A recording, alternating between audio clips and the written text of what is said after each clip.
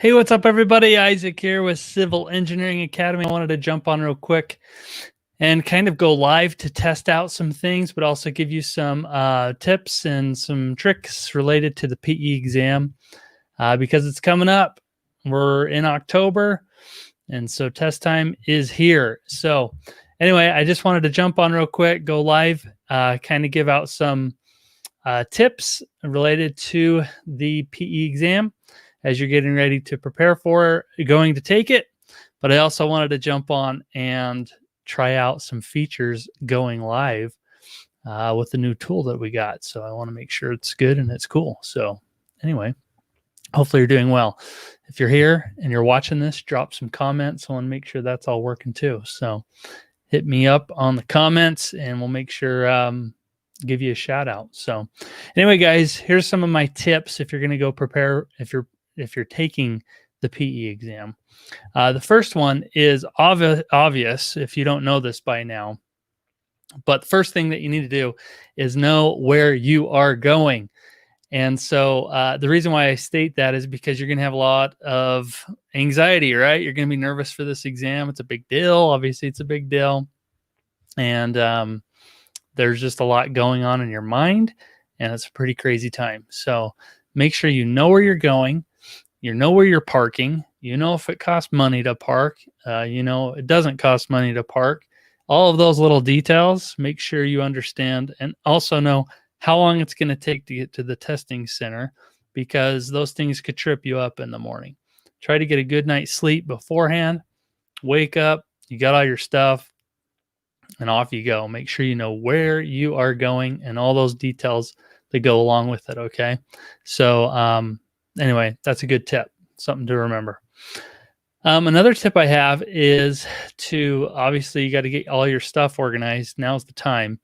If you haven't been doing that already, you are probably behind the 8 ball. So anyway, I just want to make sure that, you know, you've got stuff tabbed up and you've got everything organized the way that you want it to. All the practice problems that you've been working, make sure those are, you know, bound in a 3-ring binder.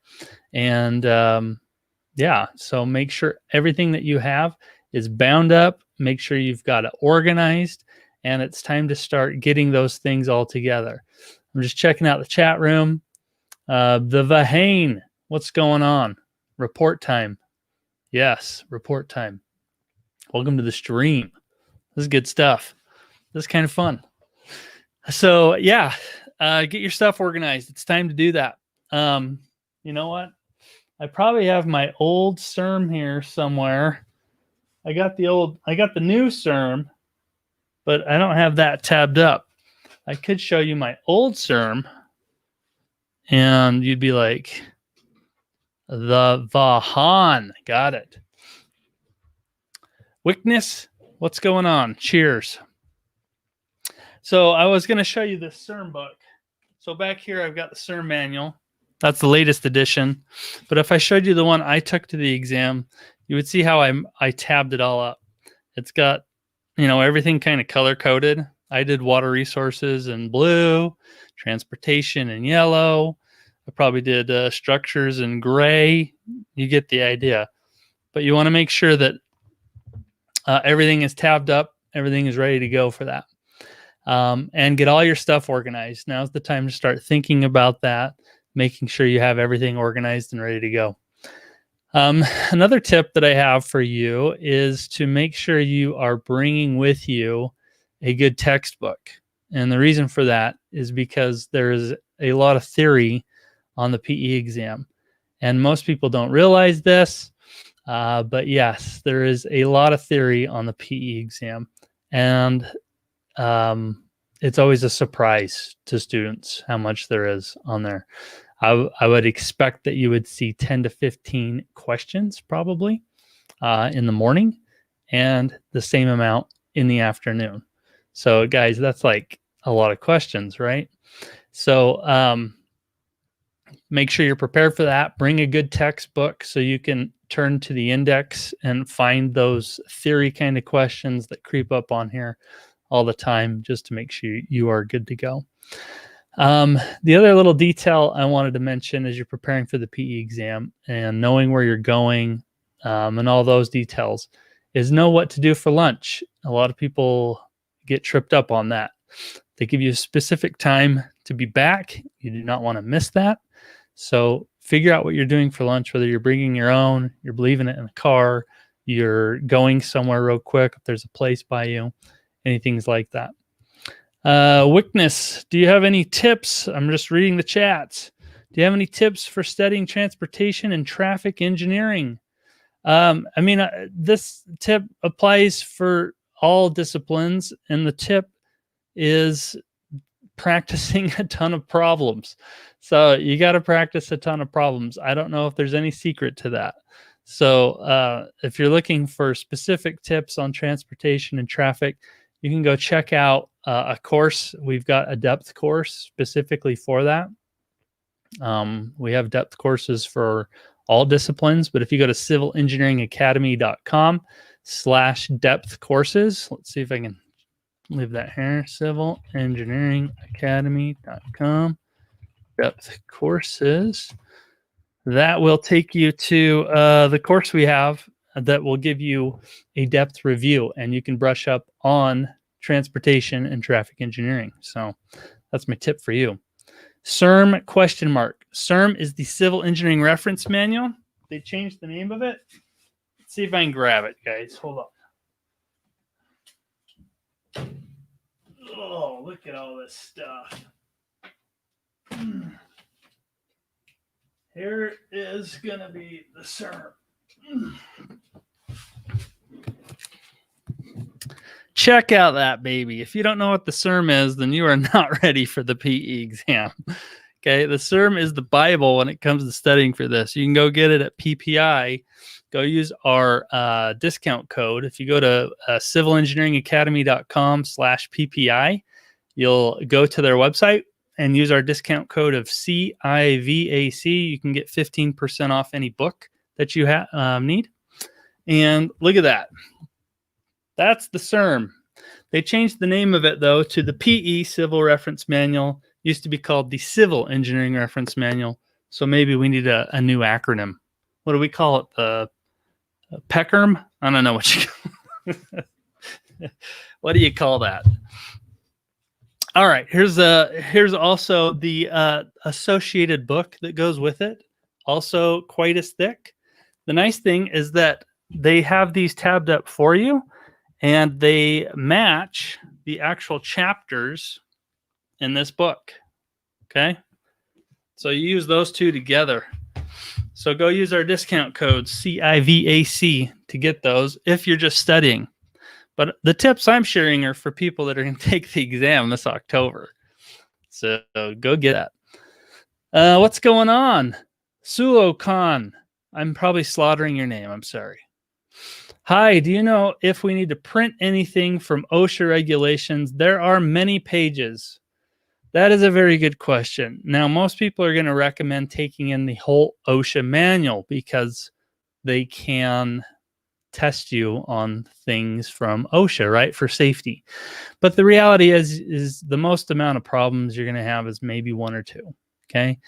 Everything that I've ever seen, and, you know, don't hold me to this, but everything I've ever seen that comes out of OSHA can be found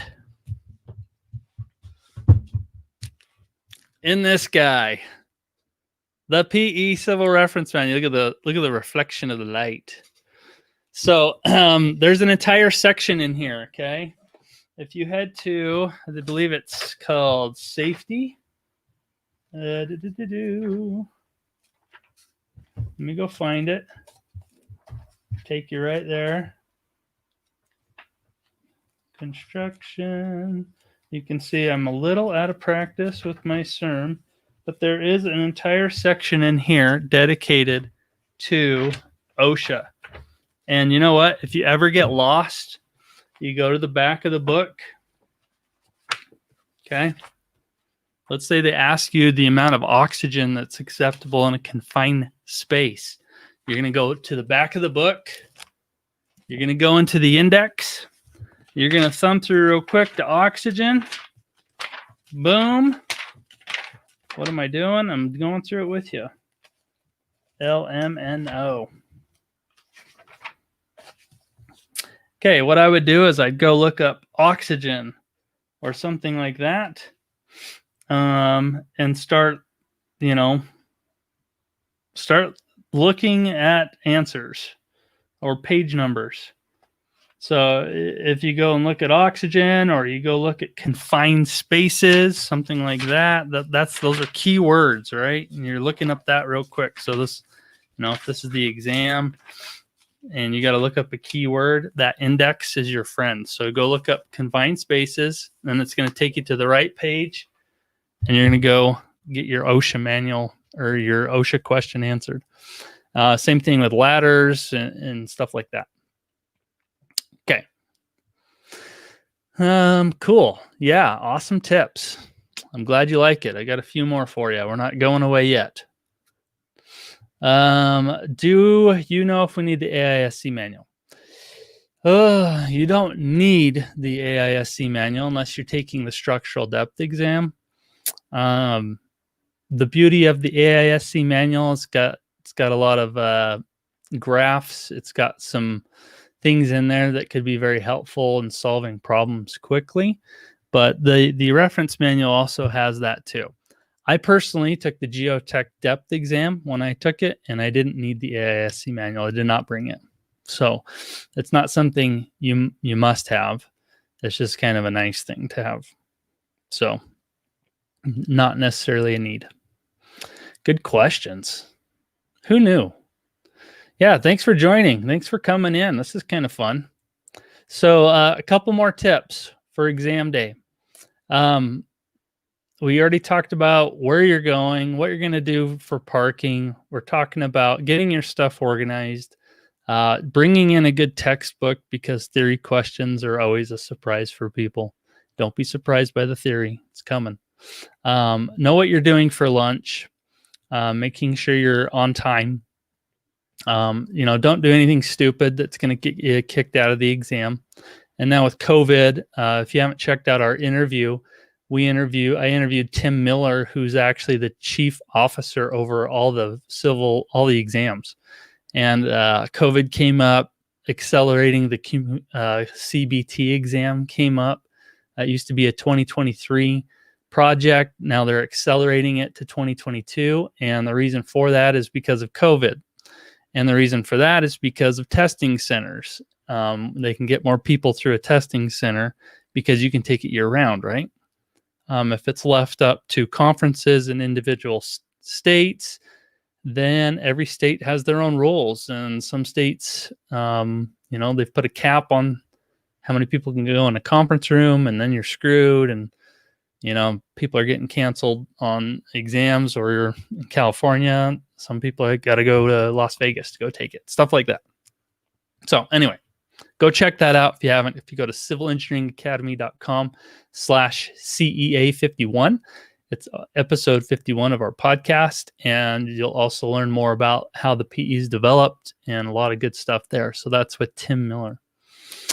Okay, on to my next tip for you guys. That is that you need to, I cannot emphasize this enough. Okay, you need to have the right mindset when you're going to take this exam.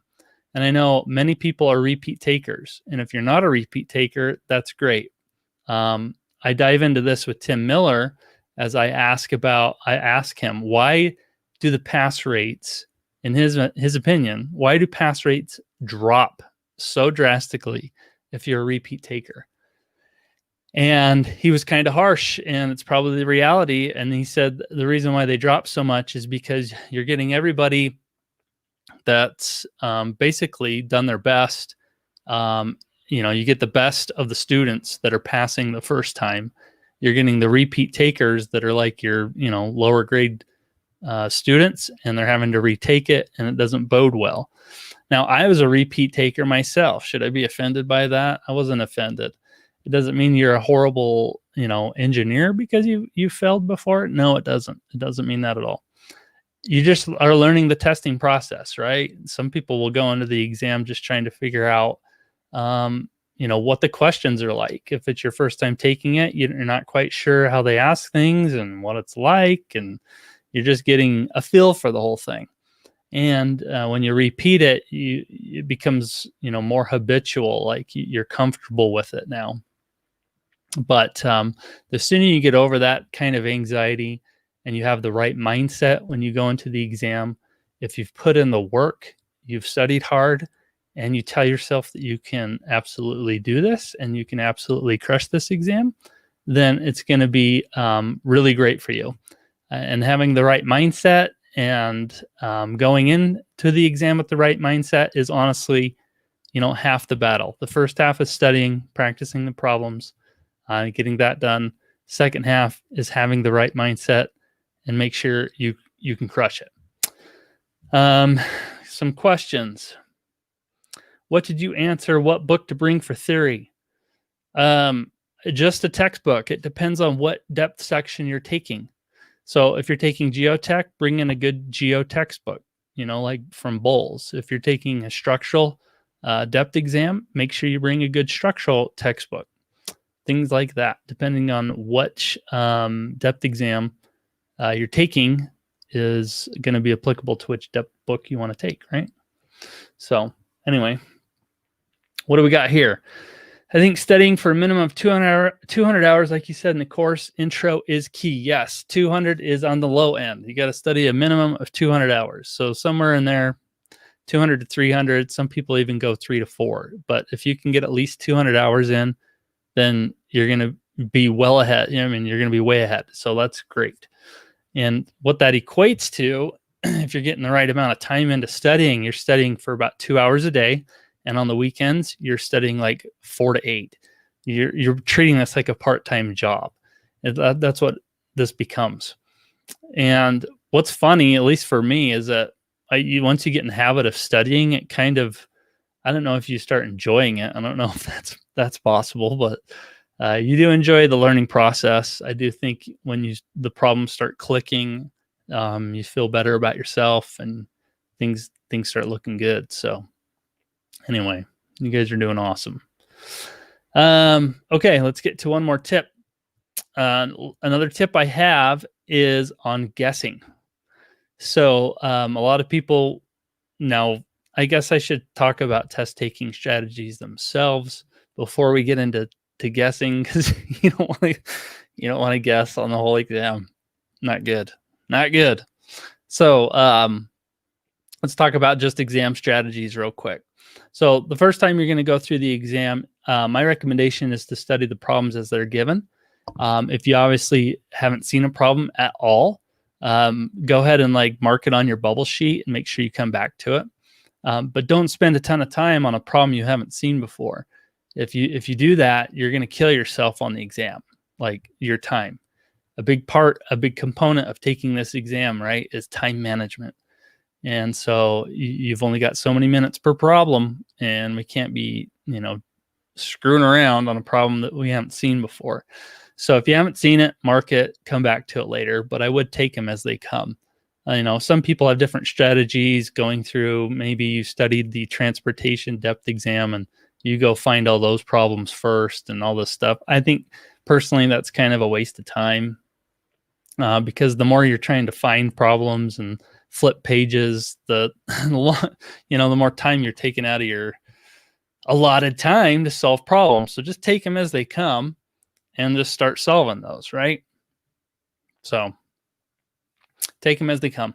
So after you get through the exam, let's say you do have to guess. You've got 5 questions that you need to guess on, or 10, or maybe 20. Just kidding. I don't know. What do you want to do? So if you actually look at some of the statistics on this, and even looking at all of the NCES practice exams, they, in their own practice exams, and I don't know if that's an indicator of the way the real exam is, but for the most part, it's better to guess one specific letter than it is to kind of shotgun it and choose different letters at everything. So that's my advice to you. If you're going to guess and you have no time left, my advice is to guess one letter. If it's going to be B, go for B. it's going to be C, do C. You know what I'm saying? Okay. Can you bring snacks to the exam? Yes, you can bring snacks into the exam. It has to be in a clear baggie. Everything that you bring has to be in a clear baggie. Unless they changed it with COVID. I haven't brushed up on that, but maybe you can't. Spiral notebooks. I believe the ruling is it has to be in a 3-ring binder. So if you can bind it, I am not I think they are. I think if you get a good, there's a lot of notes out there. As long as it's bound. I think it just says bound. So I think you should be good. Let me check out these banners.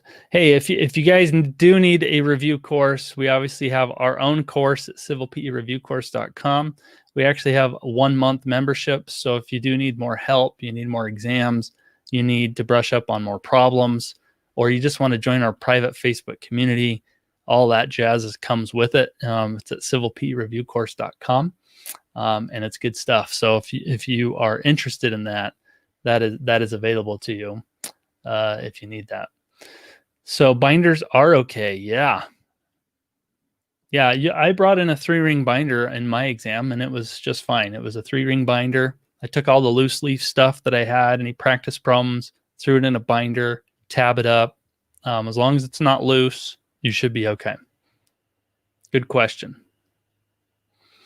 You used to have to bind everything with those janky spiral bindings like the FedEx store. Yeah. Used to, and maybe the rules changed on that, but I don't think they have. It just the general. I think the rule is that you just can't bring in any loose leaf stuff. So as long as it's bound in some way, which is like 3-ring binder, you should be good. Okay. All right. I think we covered it, guys. That's a lot. That's quite a few strategies, right? Hopefully that helped you. You wish School of PE depth textbooks had come out on time. Yeah. Me too. Let me check. You guys are aware of this one? There's another good one. Okay, this one's relatively new too, but it's a goodie. Can you see that? This is from School of PE. They're just starting to get into creating books for the PE exam, their own material. And theirs is a little more modern take. It's thinner than the SERM, and that's simply because they cut out all the extra sections that you don't need for the PE exam, right? PE exam, you're not going to be tested on math. There's no electrical stuff. There's none of that jazz. The nice thing about their book, and if you want it, go use our link, civilengineeringacademy.com/SOPE for School of PE. And that will take you to School of PE. And they got a pretty good book. And they're coming out with depth books as well. They're coming out with FE as well. But I'll just show you a little bit of this guy because the nice thing about their book that I've noticed is it's just more modern than the SERM, right? It's color coded. Their tabs are like different colors. Inside it's inside things are colored, right? And they got these little QR codes, and if you scan them, then they take you to you got your app, you scan this QR code, and sometimes they give you the option to get a personal instructor to help you, or at the beginning of the chapter you can find out who wrote the actual chapter of the book. They introduce themselves. See, scan that guy. Pretty cool. So yeah, this is a book we've got on our own website as a reference material for you. And so if you want it, you can go. I mean, you still got time to grab it a little bit, I think. But if you go to civilengineeringacademy.com/SOPE, you can go get the School of PE's breadth review guide. What's it called? Exam Review Guide Breadth. How about that title? Engineers are not marketers. I will say that. They come up with titles of stuff that's just very lengthy. All right. Any other questions? We'll just do a little Q&A if you want. Thanks for everybody for jumping in. Sam's got good questions. Justin, how's it going? Good questions. People that are on Facebook, I just see that you're a Facebook user. That's all I see. So I don't know what to do about that. Lots of love for you. So guys, hopefully things are going well for you. I know that if you're prepared, you will crush the exam. For those that can't take it in October, you're getting pushed to January. I feel sorry for you, but I suggest that you still do it because you got to get this exam done and over with. Once you pass the PE, it's going to be the springboard for the rest of your career, and it's going to help you a ton. So speaking of career, we're starting to open up more career advice. If you guys are interested in getting a LinkedIn profile review, you can shoot me an email. We're doing that to help people out. That's probably something we'll do professionally and charge people for. But right now, I'm just doing it for free for people. So Sam's got a last second question. Any construction depth specific tips? Okay, if you're diving into construction, the problems can be wordy. So just pay attention to the things that they ask and to the details that you really need to solve the problem. I know a lot of people think that construction, and I'm not saying the construction is not a doable exam, because it is a doable exam. But what happens is a lot of people register for the construction depth exam thinking it's going to be the easiest. And what they find out is that it's actually pretty tough. And the reason for that is typically because in the depth portion of the exam, those questions can be very, very wordy. So a lot of project management type of questions, you're getting in more in depth on those, more estimating type questions, you're diving into more material type questions. And so you end up covering a broader spectrum of topics than a depth section for the other topics. So I would just say, pay attention to the problems, make sure you're answering or pay attention to all the information that they're giving you. Sometimes they're giving you just filler information, and it's left up to you to use your engineering judgment on if what is given is applicable to, to the question. Check it out. I can post your questions. Look at that. Any construction depth specific tips? That's what I'm answering. Good question. Good. Hey, we're just testing things out. This is pretty cool. This has been fun for me. Hope it's been good for you. I wanted to test out a cool new tool I've been using just to help with streaming, because in the future, this Saturday, if you're not notified already, we are going to go do a live stream on YouTube with my brother Mark, and we're going to start doing bearing capacity problems. We're going to start solving some of these problems for you. So if you have any additional problems in the future or topics that you want solved, let us know, and we'll do a live study session. We can hammer out a few problems and answer questions together. So October is obviously going to be a ramped up month. Everybody's ready for the PE exam, but those that are taking the FE exam on the flip side take it year round. So we want to be able to provide, an avenue for people to come, get together, solve some problems, have a party, stuff like that. So it's going to be a good time. Any other questions from anybody? Go ahead and hide that. Okay. Hey, this has been fun. Thanks for those that joined. Sam, thanks for the questions. Justin, Wickness. Great questions. Appreciate everybody jumping on here. If you need more help, don't hesitate to email me, Isaac at Civil Engineering Academy. Don't hesitate to join our course if you need that. It's there for you. And we have a lot of great resources at civilengineeringacademy.com. So go check us out. And if you haven't subscribed, go check out the podcast too, because hey, we tried it. We put in the effort, man. Go check it out. Civil Engineering Academy. Go check out the podcast. It'll be good. Raxith, how's it going?